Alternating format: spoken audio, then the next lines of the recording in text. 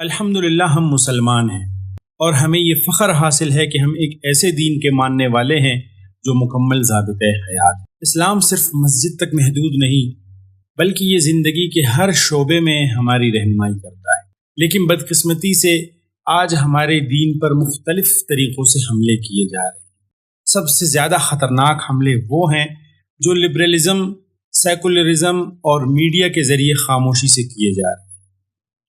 آج ہم اس ویڈیو میں جانیں گے کہ لبرلزم کیا ہے، سیکولرزم کیا ہے اور میڈیا کے وہ کون سے نمایاں طریقے ہیں جن کے ذریعے حملے کیے جا رہے ہیں۔ لبرلزم یا آزادی پسندی ایک ایسا نظریہ ہے جو کہتا ہے کہ انسان کو مکمل آزادی حاصل ہونی چاہیے، چاہے وہ مذہب ہو، اخلاق ہو یا معاشرتی اقدار۔ یہ نظریہ کہتا ہے کہ انسان اپنی مرضی کا مالک ہے۔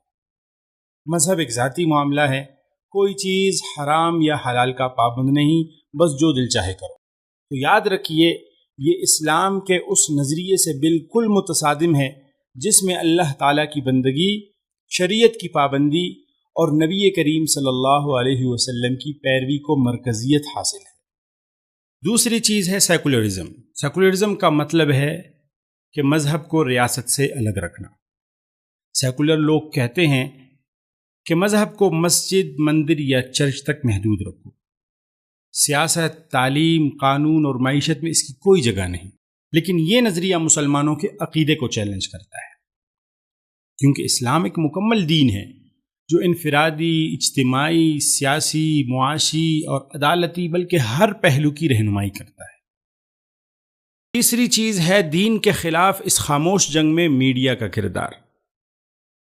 آج کا میڈیا ایک طاقتور ہتھیار بن چکا ہے جسے لبرل اور سیکولر نظریات کو پھیلانے کے لیے استعمال کیا جا رہا ہے۔ میڈیا میں دین دشمنی کے 5 نمایاں طریقے ہیں۔ سب سے پہلا طریقہ ہے کہ شعائر اسلام کا مذاق اڑانا۔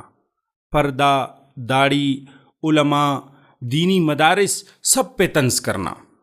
دوسرا طریقہ ہے کہ حرام چیزوں کو نارمل بنانا، بے حیائی، مخلوط ماحول اور ناجائز تعلقات کو عام دکھانا۔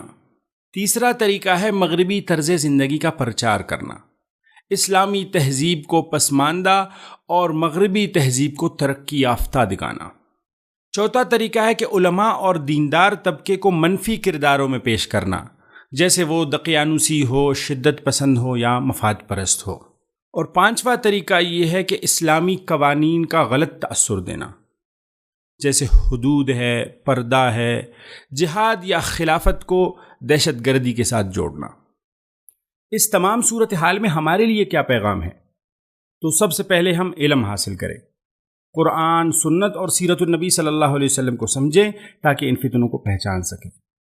دوسرے نمبر پر دینی شعور پھیلائیں، نوجوانوں کو ان نظریاتی حملوں سے آگاہ کریں، ان کے ذہنوں میں سوالات کو ہرگز نظر انداز نہ کریں بلکہ محبت و حکمت کے ساتھ ان کا جواب دیں۔ تیسرے نمبر پر اسلامی میڈیا کو فروغ دیں، سچائی، تحقیق اور ادب پر مبنی دینی مواد بنائیں اور شیئر کریں۔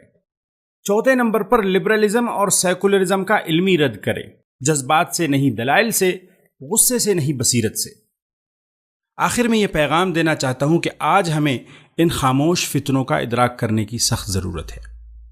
لبرلزم اور سیکولرزم کا مقصد ہمیں ہماری دینی شناخت سے دور کرنا ہے۔